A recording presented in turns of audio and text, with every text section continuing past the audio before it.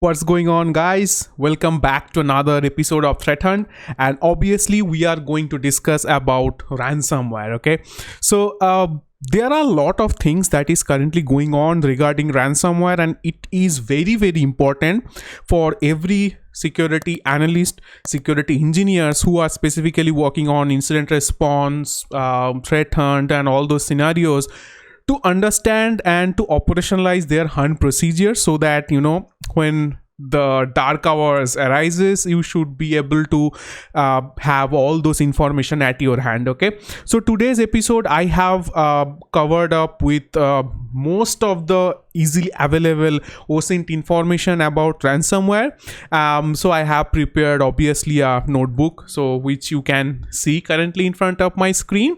So this is the thing that I am going to show you, and I am going to explain you what is basically things are required for you to be prepared for any ransomware operations. Okay, what are the prerequisites and stuff like that. Okay, so this notebook I'll dump in my GitHub repository, so do not worry about that. You will be this will be available when you are seeing this particular episode. Okay, so diving directly into the ransomware. Okay, so what is special about ransomware? Okay, so you need to understand very basic things, right? We can say that we are mostly like educated people who are working in infosec industry for years. Okay, but all of those ransomware groups, all of the people who are actually working behind the trench, they are not always so much technical or so much educated. Okay, so there are ransomware groups who actually hire script kiddies, right? And they hire freshers, they hire who don't have much idea about what they are doing. They have a proper SOP. Okay, so do this, do that, and stuff like that, and they just follow that procedure. So if you are hit by a ransomware, or if you are seeing something like a similar trend, so never afraid that you are against a very big war. Rather than just be patient, follow your proper procedure, follow your proper SOP, and always be prepared for it. Okay, so what is common about all of the ransomware, and what is the special about it? Okay, so many TTPs are the same as other attacks. Okay, so if we talk about ransomware, you will see that the specific entry point could be same for most of them.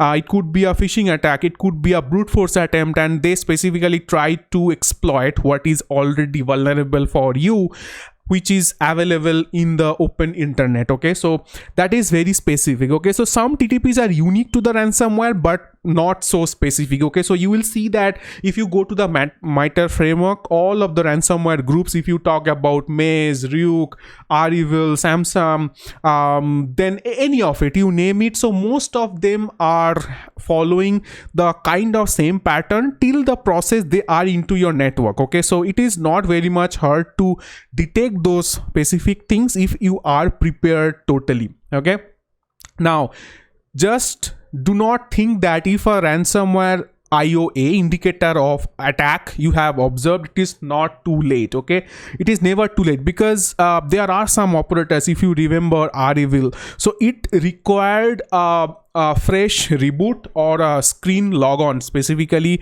before even they go and encrypt your machine. Okay, so if you have identified that some IOC or IOA of that particular attack, somewhere they are waiting for the user to give their credential or login information, so you can still go there and you can identify your blast radius and contain those incidents, and you can say that okay, so maybe you can encrypt 5 machines, but I have covered you for other 100 machines, right? So it is never too late, right? So now when we talk about what is special about ransomware, we should also talk about now what is common things between them. Okay, so as I told you, right, so there are RAS right now, which is a ransomware as a service, right? So it's a big term. Now I am telling you guys, so they specifically operate on the way that we IT specialists are operating right now. Okay, so we might have a SOC where we have people who are actually monitoring the stuff. There are then experienced people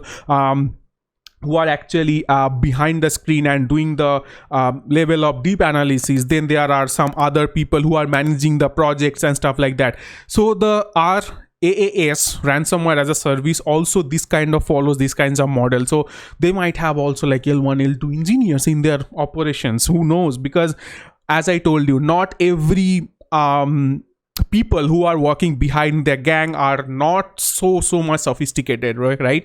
Because it's difficult, right? It's difficult.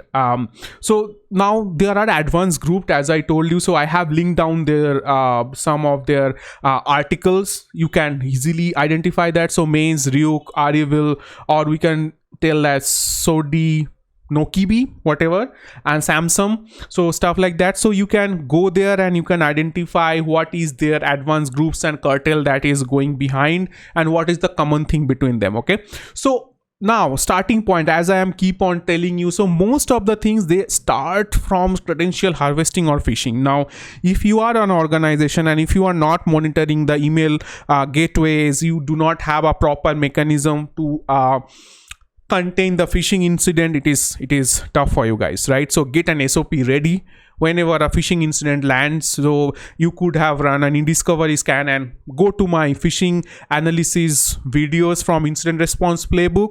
You will get a lot of things. Okay, you will get a lot. You will understand what is the things that is required to contain a phishing incident, because that SOP is required very much even before you go into the hunt mode. Incident response, right? Important.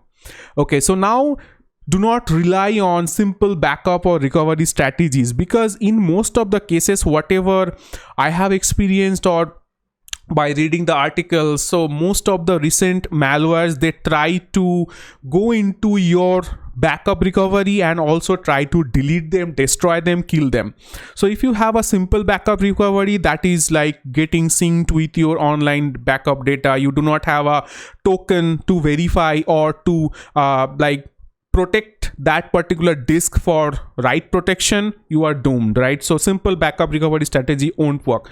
So always think of something like your backup should be offline backup, and it could be a read only. Okay, whenever you need to write something, you have to protect it with some kind of pin, some kind of token. So Microsoft Azure has a process by which you can set up your DR, you can set up your backup and recovery with a password key, right? So that is very much important to gather those kind of things into your process. Okay, so now banking Trojan, Emotet and Trickbot. Now why we are talking about Emotet and Trickbot, and in a sec we will see the process of hunting for them, because most of the cases Emotet follows Trickbot, then they are in following terms we will see that ransomware actually lands into your machine, right? So that is very much important. If you know, as a security analyst, you have to know the process or the TTPs of Emotet, Trickbot.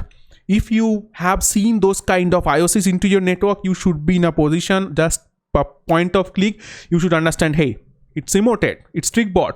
Then there could be chances that you might get a ransomware. Okay, so strategies for Emotet and Trickbot, very, very important. Going forward, RDP. Now believe me, there are a lot of RDP hosts which are still open on internet. Never do that. Okay, so whatever may be the case, never do that. If you need to do RDP to your system due to some reason, be it in cloud, be it on-prem, never open it to internet, folks. So there are ways, right? So you can use, like if your instance is in EC2 instance like an AWS, so you can easily use SSM.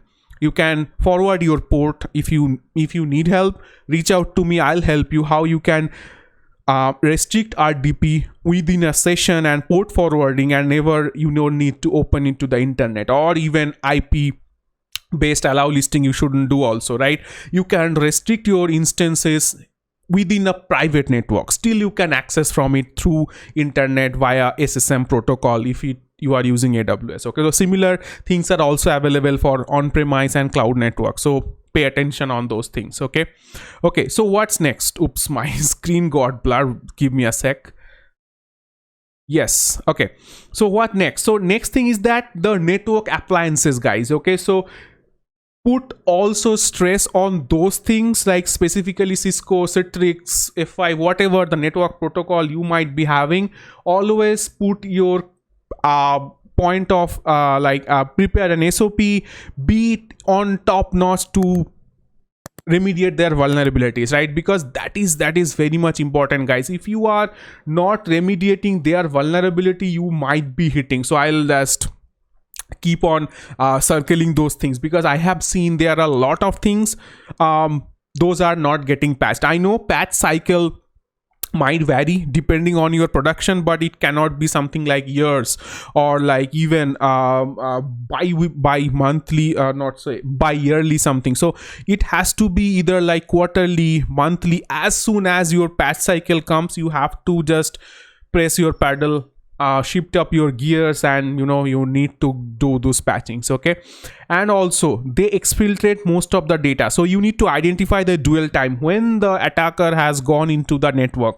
Again, focus on all of the strategies that I have given up over here. Go through them and you will identify how things are done, what are the queries that you need to look for, what are the logs that you need to look for, and how to prepare your strategies for hunting. Okay, so dwell time, I'll say again and again, dwell time is very, very important to identify. Okay, so now moving on, if you just go to these things, ransomware attack flow. So obviously I have taken this from internet, so credit goes to here. So you can just check out the actual article based on that, but this is a very, very interesting attack cycle, guys. So as I told you, initial access can come to your from RDP, brute force, vulnerable internet system, then weak application, obviously, then they go to the credential theft mode, lateral movement, persistence, and ultimately they dump their payload. And so just remember, whenever a ransomware is getting attacked, or you are seeing the ransomware already trying to encrypt your system, that is the very last stage. Okay, so now if you are identifying at that stage, that is very late for you guys, right? So there are several other things that those operators keep on doing on your network, so you have to be in a position to identify them, tackle them, right? So just to identify them. Okay, so now if I go to the things, you need to enrich your logging first. You just need to go through these links, these references, and just to identify what are the logs that you need. Okay, so I know there are several other things, but I have given a Windows advanced logging cheat sheet that you can use very well, right? So if you are not logging properly, there is no way that you will be able to hunt or detect whatever you may be doing properly, right? So reference and enriching your log is very, very important. Okay, so now if you go to the fundamentals, okay, so first fundamental has to be from the common things. Okay, so what are the common things that you need to look for? So obviously if you are, as I will tell you that, okay, so when you are logging something on Windows, it is very, very important to log your command scripts also, right? So I'm not talking about logging only the security events, but what is the command that is passed when a process is created, when a process is getting loaded, when a GPO is getting pushed, what are the command line that is getting passed through this particular commands, that those things are very important. So always put attention to parse and capture your command line arguments for each and every log. That is very, very important. Okay, so now if you are obviously if you are logging those command line argument through Sysmon or through security event, now event code 1 or event code 4688, which is very important, which is like a process execution, process creation, which is very important to hunt for it. Now if you see there are something going on which is in the command line, which is like doing some malicious job, or a process is getting created where a parent process is a null process, parent process is a void process, those things easily can be captured through your hunting process, right? So very important to capture command line and process creation. Now when we talk about the PowerShell logging, and I have never seen any kind of ransomware attack where PowerShell is not involved in any means. Okay, so it could be, there could be several other steps where I have seen PowerShell is being involved. Okay, so it is very important to log those, specifically these two event IDs, where scriptbox logging for suspicious script by default, which gets logged into these two event IDs, very important. Okay, so you need to pay attention on these two things. Okay, now coming to the defense evasion techniques. Okay, so as I told you, if you are logging PowerShell or WMI in your list or your AV, so what these particular ransomware groups or if attackers try to do, they try to enumerate your defense policies, right? So they try to see what is the defense mechanism that is currently present into your machine. Okay, so for that reason they would definitely try for these queries. Okay, so now if you are logging PowerShell, if you are logging command line, so you can easily come here and you can just identify these things. Okay, so that will be enough for you. Now you need to go and identify why some other process is coming and they are trying to search for my defense profiles, right? So that is a very important thing, right? SC query, right? So SC is a by default thing that is present in Windows. We can say it's lolbus, lolbin. Another video I have given a lolbus techniques for hunting mechanism. Go for that, check out that particular link and you will understand. Okay, so now SC query is getting used to identify what is the install services into your machine. Now if an administrator is doing that, fair enough, but if a suspicious process, I won't say suspicious because you won't know that a process is suspicious, right? If a process is trying to query what are the installed devices and services is into your machine, that is suspicious. Log for that.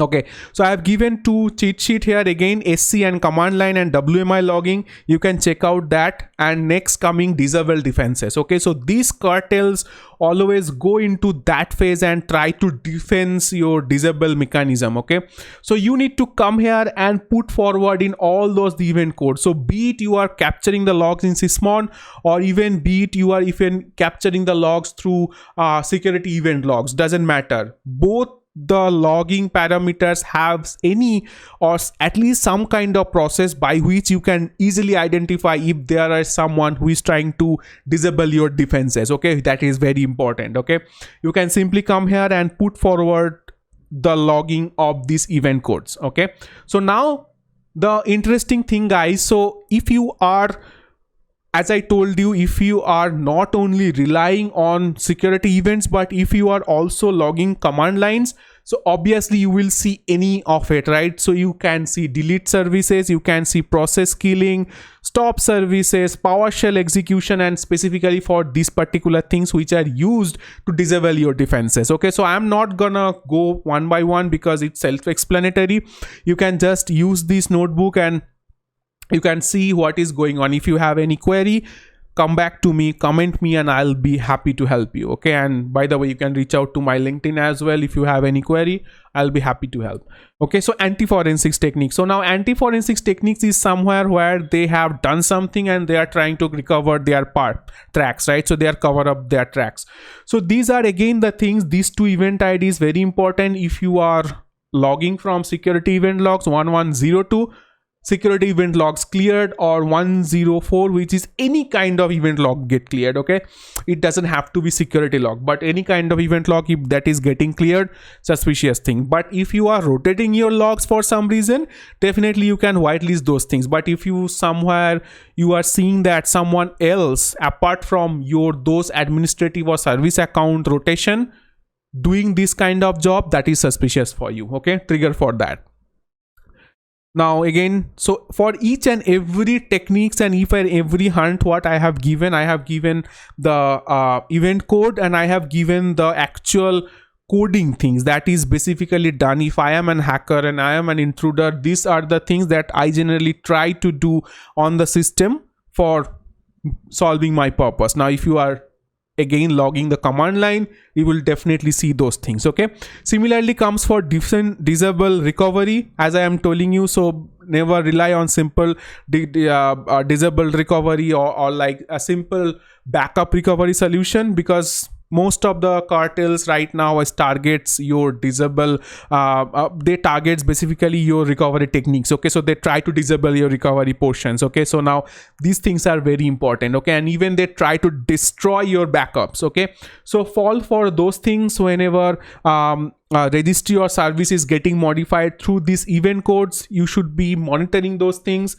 And if you see this kind of event code where PowerShell is getting launched and they basically use their destroy techniques using PowerShell, these two event IDs will be important. Okay, so now there are other things also. They can use the VSSA admin exe, they can use via wb admin, and they can use simple via del command. Okay, so these are also things that you should be looking for. Okay, so now coming to the last part of this section, so you would definitely need for hunting for emoted and trickbot, and even for both, because there are some TTPs which are common in the both emoted and trickbot. Okay, if you see there are 2-3 digit exe names anywhere into your system, obviously you should think definitely it's a emoted. Okay, so what do I mean by that 2-3 digits of exe? It could be something like 123.exe, it could be something like 326.exe, so only digits, nothing else. If you see that, definitely it's an emoted. Okay, and if you see there is a PE files, process executable files, which is 8 to 10 digits into your Windows directory, obviously inside this directory, looking for this kind of thing. Okay, so 8 to 10 digit followed by like exe, that is suspicious, go for it. Okay, and similarly trickbot is using something like 64. Okay, so if a file is getting dropped into your machine which is ending with 32 or 64, that is a trickbot. Excuse me. So go for it, guys. Okay, so similarly check for the settings ini files, because that is also very much important. Whenever a ini files is getting loaded from your user and your app data local directory or even roaming directory, if you are having those kind of things, so this particular pattern should be matching, you would have a trickbot. Okay, so now there are some common techniques that we have seen for both emoted and trickbot. Now if you come here to this particular notebook, you will definitely see something bad is going on. Okay, last but not the least, hunting for RDP. Okay, it is very important, guys. So if you see there are, so these are 3 main hypotheses that I have given. It could be more for you. So if one external IP is trying to connect many of external IPs through RDP, that is suspicious. Okay, so I am a Splunk guy, so I have given the query in a Splunk manner. Okay, but if you are using something else for your query purpose, maybe KQL or something else like Elastic, so it's easy for you guys, right? So now pay attention to 4624 logon time 10. Okay, where multiple username is coming from single one IP address. Okay, so it could be so I have given only 4624, it could be 4625 as well, authentication success, authentication failure, but logon time 10, which is the RDP logon, and user name could be multiple, but that should be coming from only one IP address. That could be a hint of suspicion for you guys. Okay, so go for it. And last but not the least, GeoIP connection outside from your operating location that you have seen and coming from port 3389. Okay, so this is the overall thing, guys, and that's pretty much it that I wanted to discuss. So I know there are a lot of going on in this Jupyter notebook, but do not worry, the notebook is available for you guys in my GitHub, link in the description. Go there, hunt for your environment and prepare your hunting strategies. But before even doing that, go for first enriching your logs. If you do not have proper logging, there is no way you can do all this hunting and all those like monitoring in place, right? So yeah, I hope this is helpful for you guys. And by the way, so most of it not prepared by me, but I have collected from the open internet, and these are specifically verified. Okay, so there are some clients for which I am running these things and they are running properly, and we have even seen some of the indicators. Okay, and it was pretty in early stage, so that we have the time to contain those things before even the actual ransomware got into their network. Okay, so these are the good ways, so I'll encourage you to leverage them. And if you have any query, please comment me, reach out to me on LinkedIn and any other means, whatever you want. Okay, so yeah, I'll catch you guys next time. Stay healthy and stay tuned for the next coming up episode, and don't forget to subscribe Black Pearl. And if you like this episode, please give me a thumbs up, that helps a lot. And yeah, I'll catch you guys next time.